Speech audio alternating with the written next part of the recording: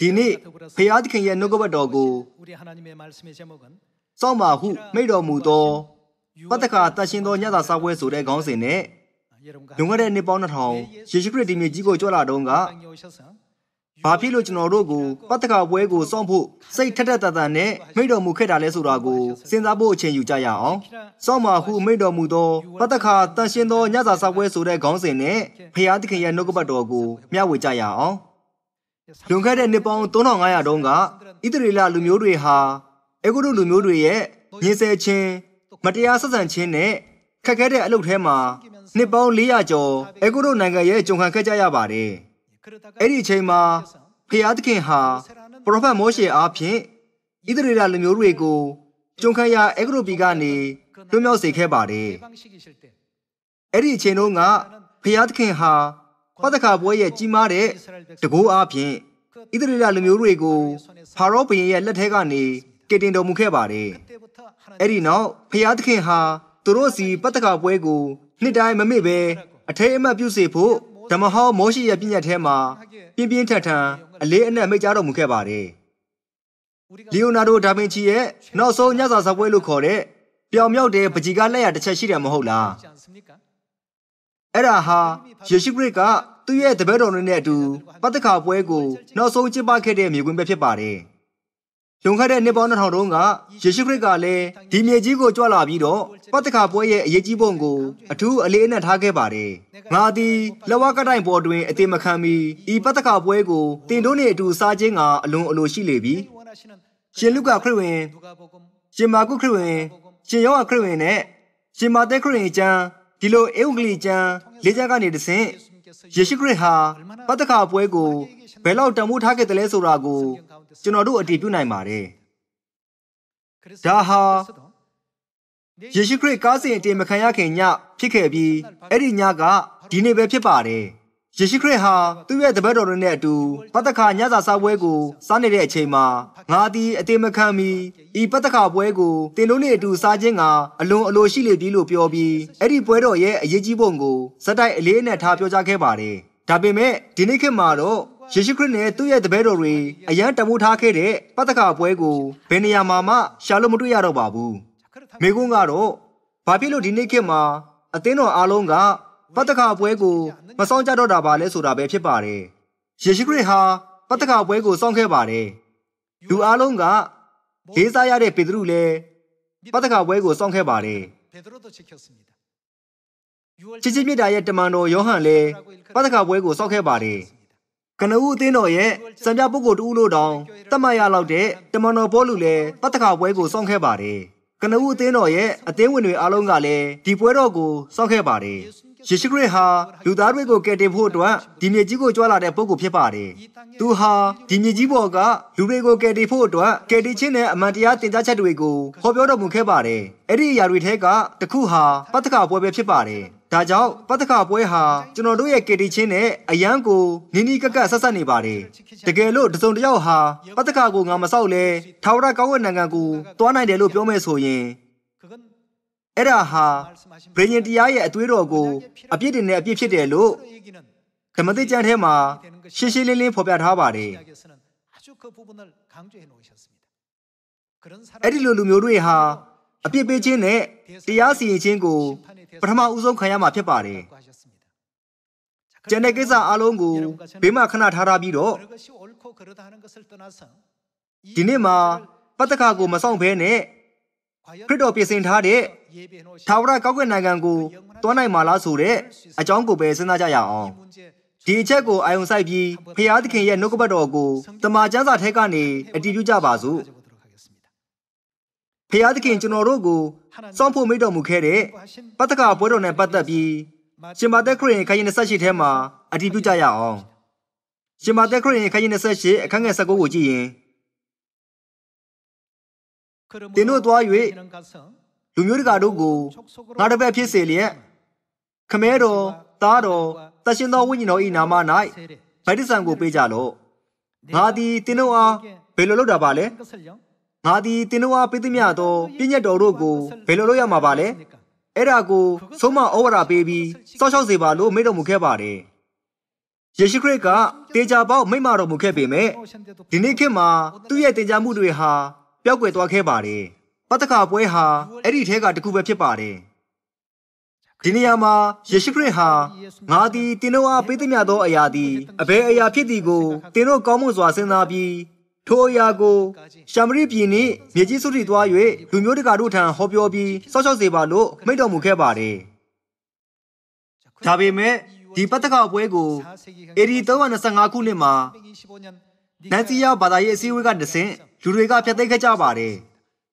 ဖျားသခင်ဟာဒါကိုစောက်ခိုင်းခဲ့ပေမဲ့လူတွေကတော့ဒါဟာမလိုဘူးဒါကိုစောက်ပြီးတော့ဘာအကျိုးရမှာလဲလို့ပြောပြီးဖျားသခင်ရဲ့ပြည့်ညတ်တော်ကိုဖျက်သိမ်းခဲ့ကြပါတယ်အမှန်တကယ်ဘာသာရေးကောင်းဆောင်တွေလို့ပြောကြတဲ့သူတွေကဖျားသခင်ရဲ့ပြည့်ညတ်တော်ကိုရှေ့တိုင်းကနေဥဆောင်ဖျက်သိမ်းခဲ့ကြပါတယ်ဒီလိုနဲ့အမှန်တရားဟာဒီမြေကြီးပေါ်ကနေပျောက်ကွယ်သွားပြီးဘာသာရေးမမိုက်ကာလထဲကိုကြောက်ရောက်ခဲ့ရပါတယ်ဘယ်နေရာမှာမှအမှန်တရားကိုရှာမတွေ့နိုင်တဲ့မျိုးဆက်ကိုကြော်ဖြတ်ပြီးလက်ရှိခေတ်ရဲ့ဘာသာတရားဟာအမြင့်တွယ်လာခဲ့တာပဲဖြစ်ပါတယ်ဒီဖြစ်စဉ်ထဲမှာဘယ်လိုပြဿနာတွေရှိခဲ့ပါသလဲဖျားသခင်ရဲ့အသက်ရဲ့အမှန်တရားနှုတ်ကပတ်တော်တွေဟာလုံးလုံးလျားလျားနေချေခြင်းကိုခံခဲ့ရပါတယ်ဒါဆိုဘယ်သူတွေကချီးမြှောက်ခံခဲ့ရပါသလဲယောမမှာကိုးကွယ်ခဲ့တဲ့နေနဲ့ဘာသာဟာကြီးညိုလင်းမြတ်ခြင်းကိုခံခဲ့ရပြီး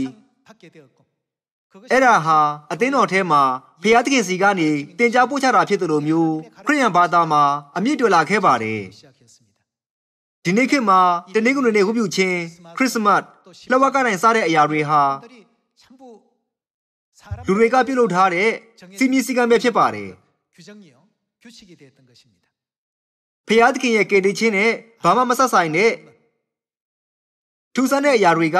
ဒီနေ့ခေတ်အသင်းတော်တွေကိုလွှမ်းမိုးထားတဲ့စိတ်ပိုင်းဆိုင်ရာကြောက်စုဖြစ်လာကြပါပြီကျွန်တော်တို့ဟာတမန်ကျမ်းစာစီပြန်သွားပြီးတော့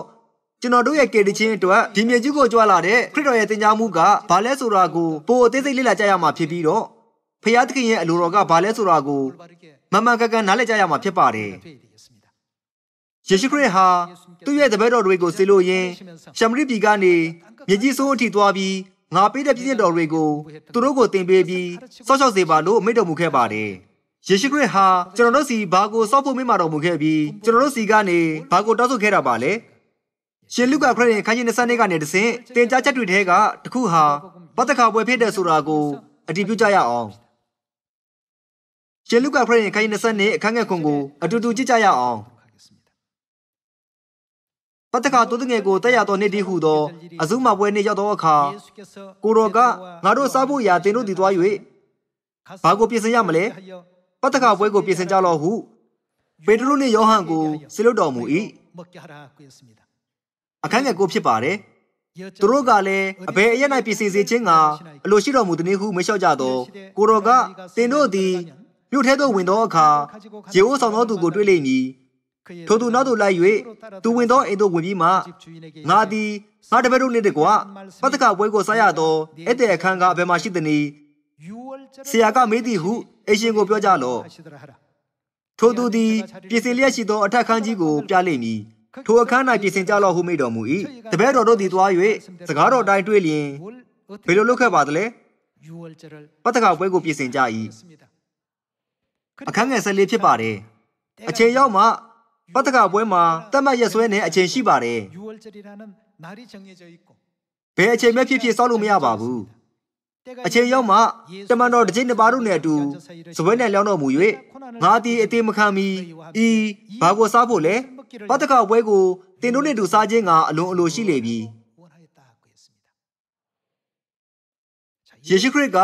ငါသည်အလွန်အလိုရှိလေပြီလို့ပြောခဲ့ပါတယ်သူဟာပတ္တကပွဲစောင့်တာကိုဘယ်လောက်အလေးထားခဲ့လဲဆိုတာကိုဒီအရာကပြသနေပါတယ်သူဟာပတ္တကစားဖို့ငါအလိုရှိတယ်လို့ပြောလို့ရခဲ့ပါတယ်ပတ္တကပွဲဟာကျွန်တော်တို့ရဲ့ကယ်တင်ခြင်းနဲ့နိနိကကပတ်သက်နေတဲ့အတွက်ယေရှုခရစ်ဟာ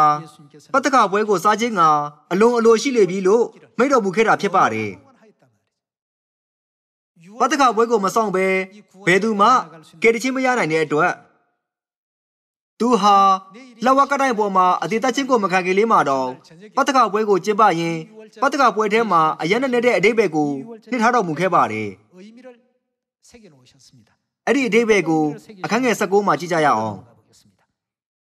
ပတ္တကစောက်တဲ့မြင်ကွင်းကိုဆက်ပြကြည့်ကြပါစို့အခန်းငယ်19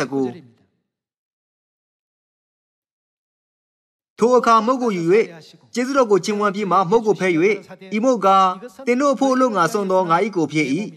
ပတ္တကညဇစာပွဲရဲ့မုတ်ကိုဖဲပေးရင်ဤမုတ်ကတင်တို့အဖို့အလို့ငါဆုံးသောငါ၏ကိုဖြစ်၏ငါ့ကိုအောက်မေ့ဖို့ရာဘယ်လိုလုပ်ရမှာပါလဲဒါကိုပြုဖို့မိတော်မူခဲ့ပါတယ်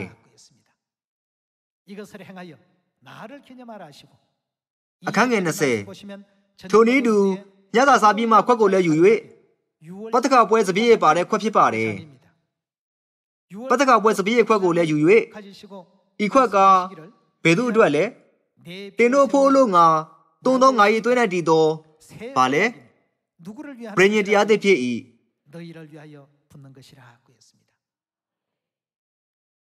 ယေရှုခရစ်ဟာဒီအဖွဲ့ပရိညင်ဖြစ်တဲ့ပရိညင်တရားသစ်ကိုကျင့်ညာပြီးတော့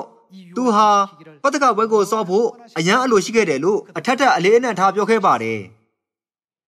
ဒီနေရာမှာကျွန်တော်တို့အာယုံစိုက်ရမယ်အရာတစ်ခုရှိပါတယ်ရှင်လုကာခရစ်ရဲ့အခန်းကြီး20အခန်းငယ်9ကနေ20ထဲမှာဘယ်သူကပတ္တကပွဲကိုစောင့်ခဲ့ပါသလဲယေရှုခရစ်ကစောင့်ခဲ့ပြီးနောက်ထပ်ကိုပေတရုကစောင့်ခဲ့ပါတယ်နောက်ထပ်ကိုယောဟန်ကစောင့်ခဲ့ပါတယ်ယေရှုခရစ်ပေတရုယောဟန်အခုသူတို့ဘယ်နေရာမှာရှိကြပါသလဲသူတို့အားလုံးကောက်ွယ်နိုင်ငံမှာရှိကြပါတယ်သူတို့စောင့်ခဲ့တဲ့ပွဲတော်ကပတ္တကပွဲဖြစ်ပါတယ်ယေရှုခရစ်ဟာပတ္တကပွဲကိုခွင့်ပြုရင်းဒီခွက်ကတင်တို့ဖို့လို့ငါသွန်းသောငါ၏အသွေး၌တည်သောပရိညင်တရားသစ်ဖြစ်၏လို့မိန့်တော်မူခဲ့ပါတယ်ပေတရုကအဲ့ဒါကိုစောင့်ခဲ့ပါတယ်ခရိယန်တွေဟာပေတရုကိုအယံမြန်လို့ကြပါတယ်ယောဟန်ဟာချစ်ချင်းမြတ်တာရဲ့တပည့်တော်ဖြစ်ပါတယ်တပည့်တော်12ယောက်ထဲမှာမှယောဟန်စီကနေကျွန်တော်တို့အများကြီးလေ့လာသင်ယူနိုင်တယ်မဟုတ်ပါလားဒါဆိုရင်ပေတရုယောဟန်နဲ့ယေရှုခရစ်ပဲပတ္တကပွဲကိုစောင့်ခဲ့တာပါလားအခန်းငယ်7ထဲကငါသည်ငါတပည့်တို့နဲ့တကွာဆိုတဲ့နေရာမှာတပည့်တော်12ယောက်စလုံးပါဝင်ပါတယ်ယေရှုခရစ်ချစ်တော်မူတဲ့တပည့်တော်တွေအားလုံးဟာယေရှုခရစ်နဲ့အတူပတ္တကပွဲကိုစောင့်ခဲ့ကြပါတယ်ဒါဆိုရင်ကနဦးအသင်းတော်ကတတ်ရှင်းသူတွေကိုဘယ်လိုပါလဲလက်ဝါးကတိုင်ပေါ်မှာအသေးသက်ချင်းကိုခံပြီးတဲ့အချိန်မှာလဲပတ္တကကိုဆက်ပြီးကျင်းပခဲ့ပါသလားယေရှုခရစ်ကလက်ဝါးကတိုင်ပေါ်မှာမြောက်ထားခြင်းကိုခံရပြီးတဲ့နောက်ပိုင်းမှာအမှန်တရားထဲကိုဝင်လာပြီးဧဝံဂေလိရဲ့အောင်မြင်မှုကိုအပြောင်မြောက်ဆုံးရရှိခဲ့တဲ့တမန်တော်ပေါလုရှိပါတယ်တမန်တော်ပေါလုကပတ္တကပွဲကိုစောင့်ခဲ့ပါသလားသူဟာဒါကငါ့ကိုသခင်ဖျားကစောင့်ဖို့မိတော်မူခဲ့တဲ့အရာဖြစ်လို့ဒီအရာကအမှန်တကယ်အရေးကြီးတဲ့အမှန်တရားဖြစ်တယ်လို့ပြောပြီးပတ္တကပွဲအကြောင်းကိုအထက်ထအခါခါအလေးနဲ့ထားပြောခဲ့ပါတယ်ဓမ္မသစ်ကျမ်းနဲ့ကျွန်တော်တို့ရဲ့ယုံကြည်ခြင်းထဲမှာယေရှုခရစ်တမန်တော်ပေတရုယောဟန်နဲ့ပေါလုတို့ကိုပြစ်ပယ်ထားမယ်ဆိုရင်ကျွန်တော်တို့ဟာဘယ်သူနောက်ကိုလိုက်ပြီးဘယ်သူစီကနေတည်ယူနိုင်မှာပါလဲကျွန်တော်တို့ယုံကြည်ခြင်းရဲ့အဓိကပုဂ္ဂိုလ်တွေအားလုံးစောင့်ထိန်ခဲ့တဲ့အရန်အရေးကြီးတဲ့အမှန်တရားဟာပတ္တကပွဲပဲဖြစ်ပါတယ်တမန်တော်ပေါလုကပတ္တကပွဲကိုစောင့်ခဲ့ပါတယ်ကျွန်တော်တို့ဒါကိုအတိမပြုတ်သင့်ဘူးလားကောရိန္သုဩဝါဒစာပထမဆောင်အခန်းကြီး7ကိုကြည့်ကြရအောင်ကောရိန္သုဩဝါဒစာပထမဆောင်အခန်းကြီး7အခန်းငယ်20ဖြစ်ပါတယ်သင်တို့သည်စားတော့ပြဖို့ကိုယ်ရမရှိသလိုသို့မဟုတ်လျှင်ဖျားသခင်ရဲ့အသင်းတော်ကိုမထီမဲ့မြင်ပြု၍ဆင်းရဲသောသူတို့ကိုရှက်ကြောက်စေသလိုအဘယ်သို့ငါဆိုရမည်နည်းဤအမှုမှာသင်တို့ကိုချီးမွမ်းရမည်လို့မချီးမွမ်းရ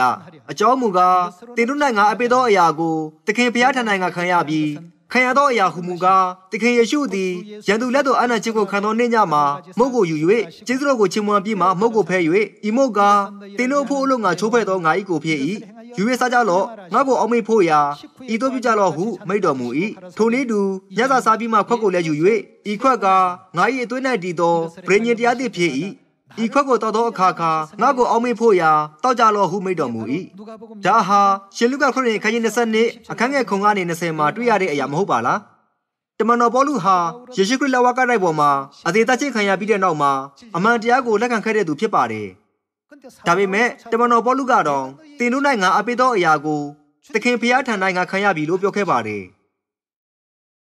ပြီးတော့သူကအဲ့ဒါဟာပတ္တကပွဲပရိညင်တရားသစ်ဖြစ်တယ်လို့ဖော်ပြခဲ့ပါတယ်သူဟာအခုဒီမြေကွင်းကနေတဆင့်ပတ္တကမုံနဲ့ပတ္တကစပည့်ရဲ့အကြောင်းကိုရှင်းပြနေပါတယ်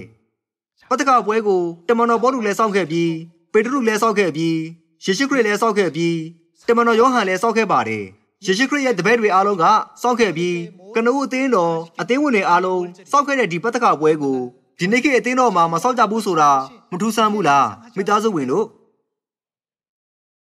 ယေရှုခရစ်ဟာလူသားတွေစီကယ်တင်ခြင်းရဲ့အမှန်တရားကိုကြွေးကြော်ဖို့အတွက်ကြောလာပြီးတော့နောက်နေ့မှာအသက်ခံရတော့မဲ့သူ့ရဲ့အရေးကြီးတဲ့အခြေအနေကိုသိလျက်နဲ့နောက်ဆုံးနေ့ရဲ့ညနေပိုင်းမှာဤပတ္တကပွဲကိုတင်တို့နဲ့တူစားခြင်းကအလွန်အလိုရှိလေပြီလို့ပြောရင်းပတ္တကဗြိဉ္ဉ်တရားတစ်ကိုကြွေးကြော်ခဲ့ပါတယ်။ဘာဖြစ်လို့ပါလဲ။ပတ္တကပွဲထဲမှာဖျားသခင်ရဲ့အရန်အရေးကြီးတဲ့ဗြိဉ္ဉ်တရားပါဝင်နေပါတယ်။ရှင်ယောဟန်ခရစ်ရဲ့အခန်းကြီး6အခန်းငယ်53ကိုကြည့်ကြရအောင်။အခန်းငယ်53ယေရှုကလည်းငါအမှန်ကန်ဆိုသည်ကလူသား၏သားကိုမစားအသွေးကိုမတောက်လျင်တေတို့၌ဘာမရှိဘူးလေအသက်မရှိဆိုတာဟာတင်းနေတာကိုဆိုလိုတာဖြစ်ပါတယ်ယုံကြည်ခြင်းရှိပေမဲ့အဲ့ဒါကတင်းနေတဲ့ယုံကြည်ခြင်းဖြစ်တယ်လို့ဆိုလိုတာဖြစ်ပါတယ်လူသားရဲ့အသားကိုမစားအသွေးကိုမတောက်တဲ့သူတွေရဲ့ယုံကြည်ခြင်းဟာအသေးဖြစ်တယ်အရှင်းဆုံးပြောရရင်အဲ့ဒါဟာအချင်းကြီးဖြစ်ပြီးအသက်မဝင်တဲ့ယုံကြည်ခြင်းဖြစ်ပါတယ်။ဘာအတွက်အသုံးမဝင်တာပါလဲ။ကယ်တင်ခြင်းနဲ့ပတ်သက်ပြီးအပြစ်ခွင့်လို့ခြင်းနဲ့ပတ်သက်ပြီးကောင်းကင်နိုင်ငံနဲ့ပတ်သက်ပြီးအဲ့ဒီအရာတွေအားလုံးဟာအသုံးမဝင်ဘူးလို့ယေရှုခရစ်ဟာရှင်းရှင်းလင်းလင်းမိန့်တော်မူခဲ့ပါတယ်။လူသား၏အသားကိုမစားအသွေးကိုမတောက်လျင်တေတို့၌အသက်မရှိအခန်းငယ်54ကိုကြည့်ကြရအောင်။ငါ၏အသားကိုစား၍ငါ၏အသွေးကိုလည်းတောက်တော်သူသည်ဘာကိုရမှာလဲ။ထာဝရသက်ကိုရ၏ထိုသူကိုနောက်ဆုံးသောနေ့၌ငါထားမြောက်စေမည်ငါ၏အသားသည်စားစရာကောင်း၏ငါ၏အသွေးလည်းတောက်စရာကောင်း၏ငါ၏အသားအသွေးကိုတောက်စားသောသူသည်ငါ၌တည်၏ထိုသူ၌လည်းငါတည်၏ယေရှုခရစ်ဟာသူ့ရဲ့တရှင်သောဝိညာဉ်တော်ကိုကျွန်တော်တို့ထဲမှာပိုင်ဆိုင်နိုင်မဲ့တခုတည်းသောနိလန်းကိုဗြိဉ္ဉ်တရားသစ်ပတ္တခါထဲမှာထူထွင်းထားခဲ့ပါတယ်တင်တို့ဟာငါရဲ့အသားကိုစားပြီးငါရဲ့အသွေးကိုတောက်မယ်ဆိုရင်တင်တို့အထဲမှာငါတည်ပြီးငါအထဲမှာလည်းတင်တို့ဟာတည်မှာဖြစ်တယ်လို့သူဟာဂရုပေးထားခဲ့ပါတယ်ယေရှုခရစ်ဟာသူ့ရဲ့အသားနဲ့အသွေးကိုစားတော့တဲ့မြင်ကွင်းမှာသူ့ရဲ့အသားနဲ့အသွေးကဘာကိုယဉ်ညွှန်းနေတယ်လဲဆိုတာကိုကျွန်တော်တို့နားလည်မယ်ဆိုရင်ဒီနေ့ကျွန်တော်တို့စောင့်နေတဲ့ပတ္တကပွဲကကျွန်တော်တို့အတွက်ဘာဖြစ်လို့အရေးကြီးလဲဆိုတာကိုပို့ပြီးနားလည်နိုင်မှာဖြစ်ပါတယ်ရှင်မာသက်ခရစ်ဝင်ခန်းကြီး26ကိုတွားကြည့်ကြရအောင်ရှင်မာသက်ခရစ်ဝင်ခန်းကြီး26အခန်းငယ်7ကိုကြည့်ရင်အဇုမပွဲပထမနေ့၌တပည့်တော်တို့သည်အထံတော်သို့ချင်းကပ်၍ကိုတော်သည်ပတ္တကပွဲကိုစားတော်မူဖို့ရာအဘယ်အရ၌ကျွန်တော်တို့သည်ပြည်စီစေခြင်းကအလိုရှိတော်မူသည်ဟုမေးလျှောက်ကြသောကိုတော်ကမြို့တွင်ဤမိသောသူ၏အိမ်သို့သွားကြဆရာမာလိုက်သည်ကငါအချိန်နီးပြီးတင်း၌ငါတပည့်တို့နှင့်တကွပတ္တကပွဲကိုဘယ်လိုလုပ်မှာပါလဲငါခံမည်ဟုထိုသူကိုပြောကြလော့ဟုမိန့်တော်မူ၏တပည့်တော်တို့သည်စီရင်တော်မူသည့်တိုင်ပြု၍ပတ္တကပွဲကိုပြင်ဆင်ကြ၏ယေရှုခရစ်ပတ္တကပွဲစောင့်တာသိချတယ်နော်တပည့်တော်ပေတရုယောဟန်တို့လည်းစောင့်တာသိချပါတယ်တပည့်တော်12ယောက်နဲ့တမန်တော်ပေါလုလည်းစောင့်တာသိချပါတယ်သူတို့အားလုံးစောင့်ခွက်ကြတဲ့အမှန်တရားဟာပတ္တကပွဲလို့ခေါ်တဲ့အမှန်တရားဖြစ်ပါတယ်ရှင်လုကာခရစ်ယာန်ခန်းကြီး20နဲ့အခန်းငယ်9ကနေ20နဲ့ရှင်မာသက်ခရစ်ယာန်ခန်းကြီး26အခန်းငယ်19ထဲမှာပတ္တကပွဲစောင့်တဲ့တူညီတဲ့မြေကွင်းကိုပြသထားပါတယ်ဒါပေမဲ့ရှင်မာသက်ခရစ်ယာန်ထဲမှာတော့ပိုပြီးအသေးစိတ်ဖော်ပြထားတဲ့အစိတ်အပိုင်းတွေရှိပါတယ်အခန်းငယ်26ကိုကြည့်ရင်ထိုအခါစားလက်နေကြစဉ်တွင်ယေရှုသည်မုတ်ကိုယူ၍ကျေးဇူးတော်ကိုချီးမွမ်းပြီးမှဒီမှာယေရှုခရစ်ကကျေးဇူးတော်ကိုချီးမွမ်းတဲ့မုတ်ဟာပတ္တကပွဲမုတ်ဖြစ်ပါတယ်မုတ်ကိုယူ၍ကျေးဇူးတော်ကိုချီးမွမ်းပြီးမှမုတ်ကိုဖဲ၍ဤမုတ်ကဘာဖြစ်ပါသလဲငါ၏ကိုဖြစ်၏ယူ၍စားကြလော့ဟုမိန့်တော်မူလျက်တပည့်တော်တို့အားပေးတော်မူ၏ရှင်ယောဟန်ခရစ်ယာန်ခန်းကြီး6အခန်းငယ်54ထဲမှာငါ၏သားကိုစား၍ငါ၏အသွေးကိုလည်းတောက်တော်သူသည်ထာဝရသက်ကိုရ၏ထိုသူကိုနောက်ဆုံးသောနေ့၌ငါထားမြောက်စေမည်ဆိုတဲ့ဘုရားသခင်ရဲ့ဂရုတော်ကိုဒီပတ္တကအမှန်တရားထဲမှာထည့်သွင်းပြီးရှင်းပြနေပါတယ် အခန်းငယ်20ခုဖြစ်ပါတယ်ခွက်ကိုလည်းယူ၍ကျေးဇူးတော်ကိုချီးမွမ်းပြီးမှဒီခွက်ထဲမှာဘာရှိပါသလဲပတ္တကပွဲရဲ့စပည့်ရပါတဲ့ခွက်ကိုလည်းယူ၍ကျေးဇူးတော်ကိုချီးမွမ်းပြီးမှသူတို့အားပေးတော်မူ၍သင်တို့ရှိသမျှတည်တော့ကြလော့ပတ္တကပွဲစပည့်ရဟာဘာကိုညွှန်ပါသလဲအခန်းငယ်28မှာအဖြေကိုပေးထားပါတယ်ဤခွက်ကပတ္တကပွဲရဲ့စပည့်ရဟာဘယင်တရားသိနဲ့ဆိုင်၍လူများတို့ရဲ့အပြစ်ကိုလွတ်စေခြင်းကတွန်းတော်ပါလေငါ၏အသွေးဖြစ်၏ရှင်ယောဟန်ခရစ်ယာန်ခန်းကြီး6နဲ့ရှင်မာသက်ခရစ်ယာန်ခန်းကြီး26ကိုအတူတူပူးတွဲလိုက်ရင်ယေရှုခရစ်ကဒီလိုမျိုးဂရိကိုပေးထားပါတယ်လူသား၏အသားကိုမစားအသွေးကိုမတောက်လျင်သင်တို့၌အသက်မရှိငါ၏အသားကိုစား၍ငါ၏အသွေးကိုလည်းတောက်တော်သူသည်ထာဝရအသက်ကိုရ၏ထိုသူကိုနောက်ဆုံးသောနေ့၌ငါထားမြောက်စေမည်နောက်ဆုံးသောနေ့မှာထားမြောက်စေနိုင်တဲ့အမှန်တရားကဘာပါလဲပတ္တကပွဲဖြစ်ပါတယ်ယေရှုခရစ်ရဲ့အသားနဲ့အသွေးကိုစားတော့နိုင်တဲ့တခုတည်းသောအမှန်တရားဟာပတ္တကအမှန်တရားပဲဖြစ်တဲ့အတွက်ဘုရားသခင်ဟာဒီပတ္တကပွဲကသင်တို့အတွက်ဖြစ်တယ်လို့မိန့်တော်မူခဲ့တယ်မဟုတ်ပါလားဤခွက်ကဗြိဉ္ဉ်တရားသိနေဆိုင်၍လူများတို့ရဲ့အပြစ်ကိုလွတ်စေခြင်းကတွန်းသောငါ၏အသွေးဖြစ်၏လို့မိန့်တော်မူရင်းဒါကသင်တို့အတွက်ဖြစ်တယ်လို့ရှင်းပြတော်မူခဲ့ပါတယ်ရှင်လုကာခရစ်ယာန်ခန်းကြီး20မှာမိန့်မာတော်မူတဲ့ပွဲတော်ကဒီပတ္တကပွဲပဲဖြစ်ပါတယ်ဒီအသက်ရပတ္တကပွဲကိုယေရှုခရစ်ရဲ့အလိုတော်အတိုင်းနှစ်ပေါင်း300ကျော်လောက်ကောင်းကောင်းဆောက်ရှောက်ခဲ့ပါတယ်ယောမရှင်ဘုရင်ကွန်စတန်တင်းဟာခရစ်ယာန်တွေကိုကူညီထောက်ပံ့တဲ့မူဝါဒကိုဆောင်ရွက်ခဲ့ပေမဲ့အမှန်တကယ်တော့သူဟာနေနဲ့ကိုယ်ကွယ်တဲ့အယူဝါဒအများကြီးကိုလူတွေထဲမှာစိုက်ပျိုးခဲ့ပါတယ်တနင်္ဂနွေနေ့ဝတ်ပြုကိုယ်ွယ်ခြင်းဟာနေနဲ့ကိုယ်ကွယ်တဲ့အယူဝါဒကနေစတင်တဲ့ထင်ရှားတဲ့အရာတစ်ခုဖြစ်ပြီးခရစ်စမတ်ဟာနေနဲ့ရဲ့မွေးနေ့ကနေစတင်ခဲ့တာဖြစ်ပါတယ်ယေရှုခရစ်ရဲ့မွေးနေ့နဲ့ဘာမှမဆိုင်တဲ့နေနဲ့ရဲ့မွေးနေ့ဟာဒီနေ့ခေတ်အသင်းတော်တွေထဲမှာစိုက်ပျိုးခံခဲ့ရပြီးအဲ့ဒီလိုအယူဝါဒရှိတဲ့အသင်းတော်တွေဟာအစိုးရရဲ့အထောက်အပံ့တွေအများကြီးကိုရရှိခဲ့ကြပါတယ်ရောမအင်ပါယာဟာဖျားเจ้าတွေတိဆောက်ပေးခြင်းစစ်မှုထမ်းခြင်းကင်းလွတ်တဲ့အခွင့်ထူးနဲ့အခွန်ကင်းလွတ်ခွင့်စတဲ့မျက်နှာသာပေးတဲ့ဥပဒေတွေနဲ့ခရိယန်တွေကိုထောက်ပံ့ခဲ့တဲ့အတွက်ရောမအေဂရိရဲ့ထိန်းချုပ်မှုအောက်ကနေမလွတ်မြောက်နိုင်တဲ့ခရိယန်ဖွဲ့စည်းတည်ဆောက်ပုံတစ်ခုဖြစ်တည်လာခဲ့ပါတယ်ဒီအရာဟာအမောင်ခေတ်ကာလအထိဆက်လက်တည်မြဲသွားခဲ့ပြီးဒီနေ့ခေတ်အထိလက်စိတ်ကမ်းလာခဲ့ကြပါတယ်ဒါပေမဲ့ကယ်တင်ရှင်ကိုရှာဖွေပြီးကောင်းကင်အတွက်မျှော်လင့်ချက်ထားတဲ့သူတွေဟာလူတွေပြုလုပ်ထားတဲ့ပြည့်ညတ်တွေနောက်ကိုဘယ်တော့မှမလိုက်သင့်ကြပါဘူးတမန်တော်တွေဟာတနင်္ဂနွေနေ့ဝတ်ပြုခြင်းကိုမဆောင်ခဲ့ကြပါဘူးတမန်တော်တွေဟာခရစ်စမတ်ကိုမဆောင်ဖူးပါဘူးတမန်တော်တွေဟာလက်ဝါးကတိုင်ကိုမကိုးကွယ်ဖူးပါဘူးကျွန်တော်တို့ဟာယေရှုခရစ်ကိုယုံကြည်တယ်ဆိုရင်သူ့ရဲ့သင်ကြားချက်တွေကိုအာယုံစွတ်တိုက်ပြီးယေရှုခရစ်ရဲ့အလိုတော်အတိုင်းလိုက်ခဲ့ကြတဲ့တမန်တော်တွေရဲ့ယုံကြည်ခြင်းဘဝကိုစိတ်ဝင်စားမှုရှိရမှာဖြစ်ပါတယ်ယေရှုခရစ်ခေတ်မှာမရှိခဲ့တဲ့အရာတွေဟာယေရှုခရစ်ကောင်းကင်ကိုတက်ပြီးနှစ်300ကြာပြီးနောက်မှာအသင်းတော်တွေတဖြည်းဖြည်းလောကီဆန်လာပြီးအကျင့်ပြတ်လာကြတဲ့အတွက်ဒီနေ့လိုပုံစံဖြစ်လာခဲ့ကြပါတယ်ဒါဆိုကျွန်တော်တို့ဟာအလယ်ခေတ်ဘာသာရေးမမိုက်ကာလကိုဖျက်ဆီးပြီးဘုရားသခင်ရဲ့အလိုတော်ကိုစန့်ကျင်တဲ့အသင်းတော်ရဲ့ပုံစံကိုဆောင်ရွက်မှာပါလားမဟုတ်ပါဘူးကျွန်တော်တို့မျှော်လင့်တာကတော့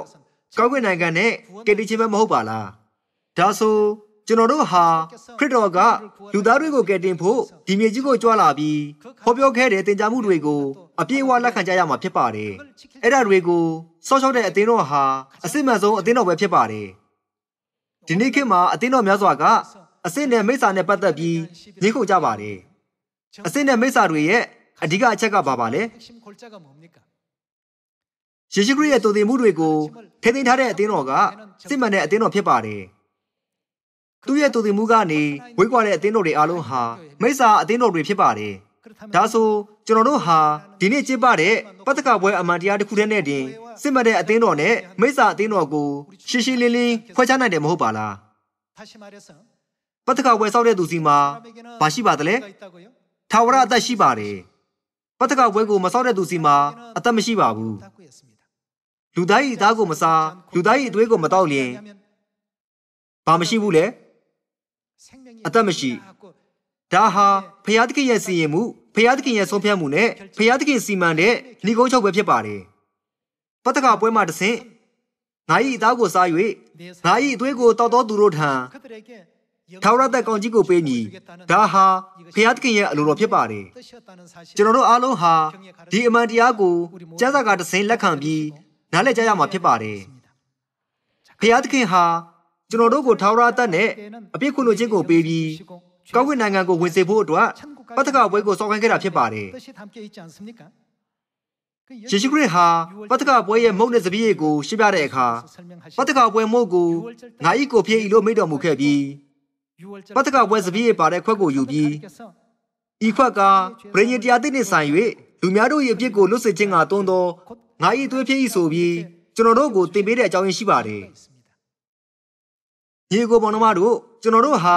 ယေရှုခရစ်ရဲ့အသားနဲ့အသွေးတော်ထဲမှာပါဝင်နိုင်ဖို့အတွက်ဒီပတ္တကပွဲနေ့မှာဒီနေရာမှာစုဝေးခဲ့ကြတာဖြစ်ပါတယ်ဒါဆိုရင်ခရစ်တော်ရဲ့အသားနဲ့အသွေးထဲမှာပါဝင်နေဆိုတာဘာကိုဆိုလိုတာပါလဲယေရှုခရစ်ကသူ့ရဲ့တပည့်တော်တွေစီသခင်ဖခင်ရဲ့စတော်ကြီးကိုတည်ပေးတဲ့အချိန်မှာကောင်းကင်ဘုံ၌ရှိတော်မူသောဘယ်သူလို့ပြောခဲ့ပါသလဲဖခင်သခင်ကကျွန်တော်တို့ရဲ့အဖေဖြစ်တယ်လို့တည်ပေးခဲ့ပါတယ်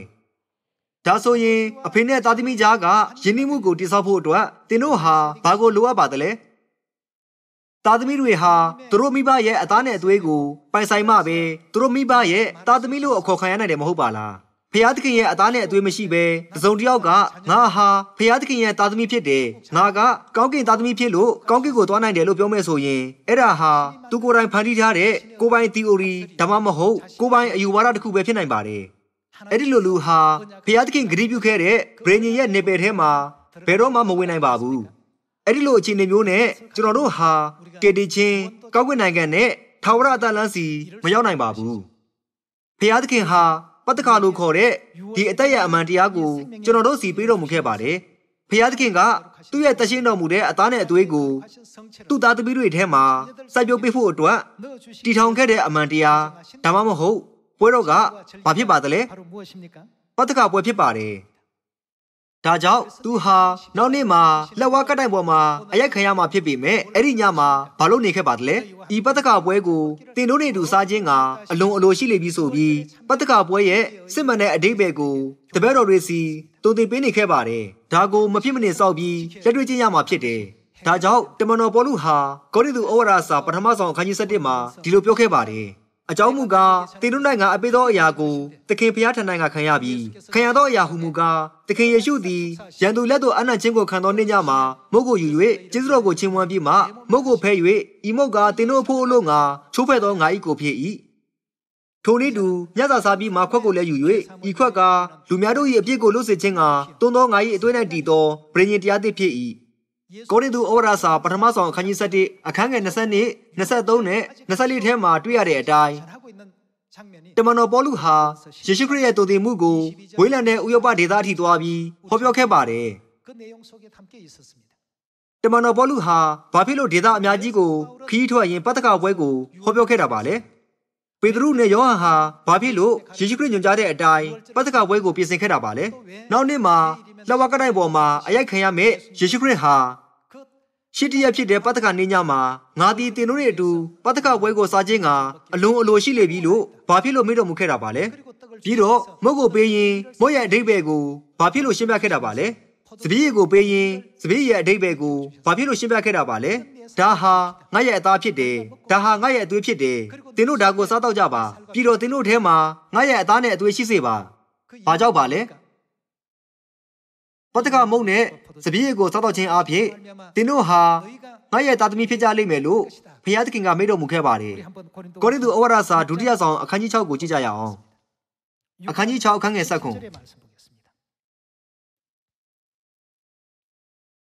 ထို့ကြောင့်ထာဝရဘုရားမိန့်တော်မူပြန်သည်ကားတင်တို့သည်ထိုသူတို့ထဲမှထွက်၍အတိအကျနေကြလော့မစင်ကြဲသောအရာကိုလက်နှင့်မတို့ကြနှင့်ထိုတို့ပြုလျင်တင်တို့ကိုငါသည်လက်ခံမည်တင်တို့၏ဖဖြစ်မည်တင်တို့သည်လည်းငါ၏ဘသူတွေလည်းသားသမီးဖြစ်ကြလိမ့်မည်ဟုအနန္တတကုနှင့်ပြည့်စုံသောထာဝရဘုရားမိန့်တော်မူ၏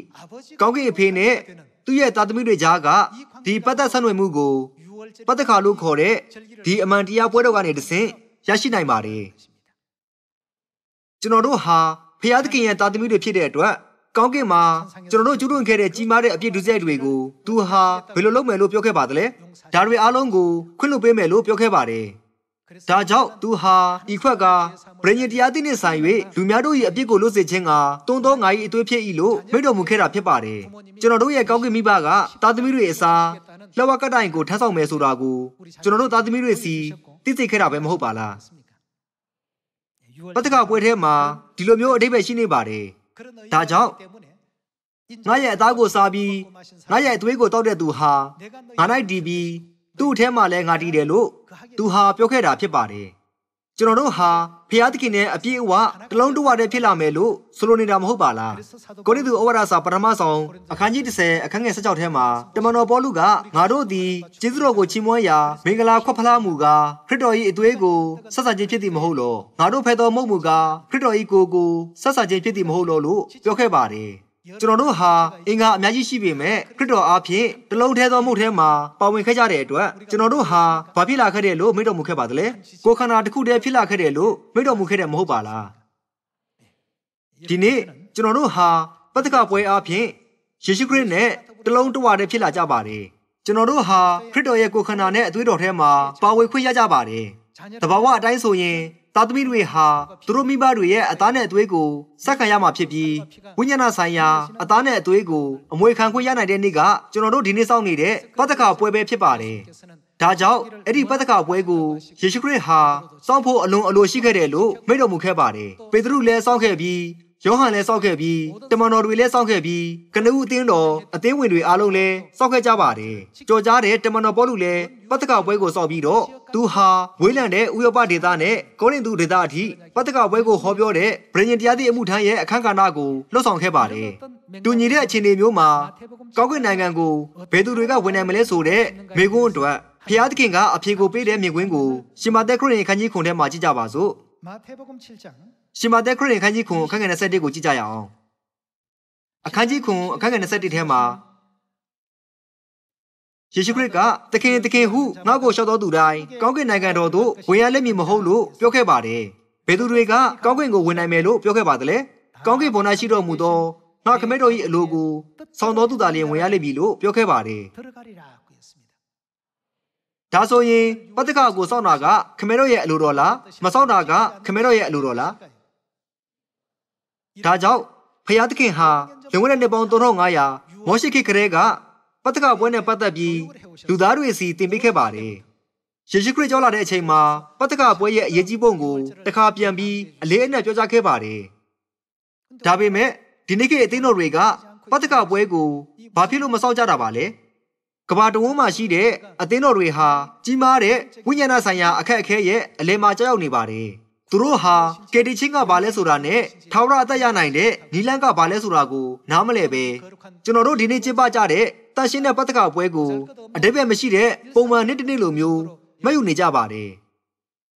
ဒါပေမဲ့ကမ္ဘာတဝန်းမှာရှိတဲ့ကျွန်တော်တို့ရဲ့ဇီးယုံမိသားစုတွေအားလုံးဟာအဖေနဲ့အမေရဲ့အလိုတော်ကိုနာခံခြင်းအဖြစ်ဖြစ်စေကျမ်းစာထဲမှာရှိတဲ့ကျိုးတင်ဟောစကားအားလုံးနဲ့တင်ကြားချက်တွေအတိုင်းဖြစ်စေဒီနေ့မှာပတ္တကပွဲကိုတတ်ရှင်းစွာနဲ့စောင့်နေကြပါတယ်ပတ္တကပွဲကတဆင့်ဖျားသခင်ဟာရှင်းရှင်းလင်းလင်းမိန့်တော်မူခဲ့ပါတယ်ခမဲတော်ရဲ့အလိုကိုဆောင်တဲ့သူတွေကပဲကောက်ကင်နိုင်ငံကိုဝင်နိုင်တယ်သခင်လို့ပြောရုံနဲ့ဘယ်သူပဲဖြစ်သွားနိုင်တဲ့ကောက်ကင်နိုင်ငံလောကမဟုတ်ဘူးဖျားသခင်ဟာကျွန်တော်တို့စီပတ္တကပွဲကိုပေးရတဲ့အကြောင်းရင်းနောက်တစ်ခုရှိပါတယ်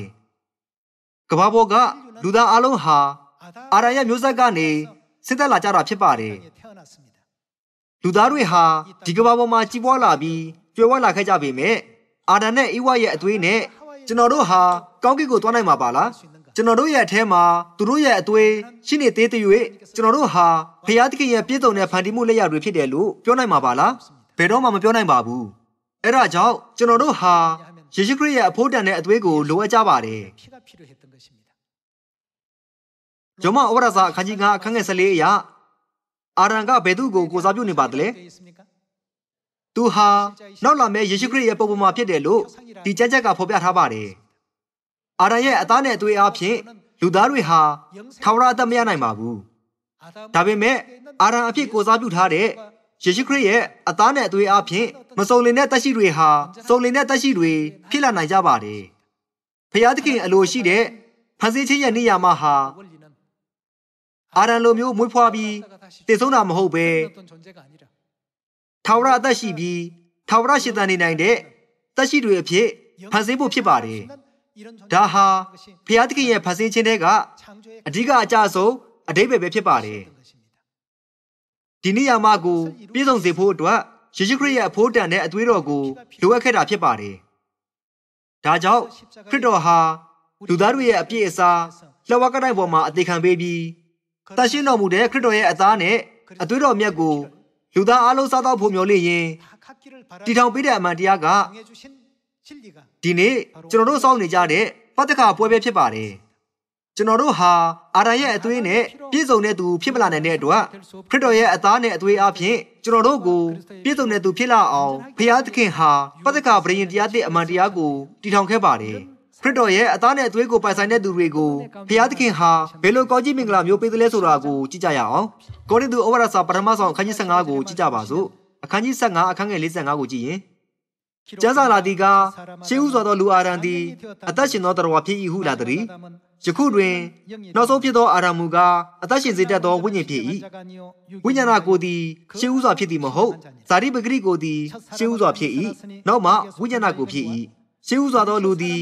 မြေကြီးကဖြစ်သောကြောင့်မြေသားဖြစ်၏ဒုတိယလူမူကားကောင်းကင်ဘုံကဖြစ်တော်မူသောသခင်ပေသည်မြေသားတို့သည်ထိုမြေသားကဲ့သို့ဖြစ်ကြ၏ကောင်းကင်သားတို့သည်ထိုကောင်းကင်သားကဲ့သို့ဖြစ်ကြလိမ့်မည်ငါတို့သည်မြေသား၏ပုံသဏ္ဍာန်ကိုဆောင်တဲ့ကဲ့သို့ကျွန်တော်တို့လူသားတွေဟာအာရန်ရဲ့ပုံသဏ္ဍာန်ကိုဆောင်ပြီးမွေးဖွားလာခဲ့ကြပါတယ်မြေသား၏ပုံသဏ္ဍာန်ကိုဆောင်တဲ့ကဲ့သို့အခုကျွန်တော်တို့ဟာဘယ်သူရဲ့ပုံသဏ္ဍာန်ကိုဆောင်ရမှာပါလဲကောင်းကင်သား၏ပုံသဏ္ဍာန်ကိုဆောင်ကြလိမ့်မည်အထက်ကကျမ်းပိုက်ကဘယ်သူကိုယဉ်ညွှန်းနေတာပါလဲပထမလူဖြစ်တဲ့အာရန်နဲ့နောက်ဆုံးအာရန်ကိုယဉ်ညွှန်းနေတာဖြစ်ပါတယ်ပထမလူဖြစ်တဲ့အာရန်ဟာအေဒင်ဥယျာဉ်ထဲမှာနေထိုင်ခဲ့တဲ့အာရန်ကိုယဉ်ညွှန်းပြီးနောက်ဆုံးအာရန်ကတော့ယောမဩဝါဒစာအခန်းကြီး9ခန်းငယ်14မှာမှတ်တမ်းတင်ထားတဲ့အတိုင်းယေရှုခရစ်ကိုယဉ်ညွှန်းပါတယ်ဒါကြောင့်ကောင်းကင်သား၏ပုံသဏ္ဍာန်ကိုဆောင်ကြလိမ့်မည်လို့ပြောခဲ့တာဖြစ်ပါတယ်ကျွန်တော်တို့ဟာကောင်းကင်သားဖြစ်တဲ့ခရစ်တော်ရဲ့ပုံသဏ္ဍာန်နဲ့စင်တူဖို့အတွက်ဘာကိုလိုအပ်ပါသလဲကျွန်တော်တို့ဟာခရစ်တော်ရဲ့အသားနဲ့အသွေးကိုဆက်ခံမှပဲဖခင်သခင်ကိုအဖေလို့ခေါ်နိုင်မှာဖြစ်ပါတယ်ဖခင်သခင်ဟာသူ့ရဲ့အသားနဲ့အသွေးကိုပိုင်ဆိုင်တဲ့သူတွေစီဘာကိုပေးပါသလဲကယ်တင်ခြင်းဖြစ်ပါတယ်အဲ့ဒီကယ်တင်ခြင်းနဲ့ပတ်သက်ပြီးအခန်းငယ်50ကိုဆက်ပြကြည့်ကြပါစို့ညီကိုတို့ငါဆိုသည်ကလူအသွေးသားသည်ဖခင်သခင်၏နိုင်ငံတော်ကိုအမွေမခံနိုင်ပုတ်တတ်သောအရာသည်မပုတ်နိုင်သောအဖြစ်ကိုအမွေမခံနိုင်နည်းနည်းသောအရာတစ်ခုကိုငါပြဦးမည်ငါတို့ရှိသမျှသည်အိပ်ပျော်ရကြမည်မဟုတ်သို့တော်လည်းနောက်ဆုံးသောတဘိုးမို့သောအခါတခဏချင်းတွင်မျက်စိတမိတ်၌ငါတို့ရှိသမျှသည်ဘယ်လိုဖြစ်မှာပါလဲပြောင်းလဲခြင်းတို့ရောက်ရကြမည်ဘယ်လိုပုံစံနဲ့ပြောင်းလဲမလဲဆိုတာကိုတစ်ချက်ကြည့်ပါအခန်းငယ်50နှစ်ထိုတဘိုးမို့ချိန်ရောက်သောအခါတေလွန်သောသူတို့သည်မပုတ်နိုင်သောအဖြစ်၌တည်လျက်ထားမြောက်၍ငါတို့ရှိသမျှသည်ပြောင်းလဲခြင်းတို့ရောက်ရကြမည်ယခုမျက်မှောက်ပုတ်တတ်သောအရာသည်မပုတ်နိုင်သောအဖြစ်သို့ဝင်စားရမည်ယခုမျက်မှောက်တည်တတ်သောအရာသည်ဘာကိုဝင်စားမှာပါလဲမတည်နိုင်သောအဖြစ်ဆိုတာဘာပါလဲထာဝရအသက်ကိုဆိုလိုပါတယ်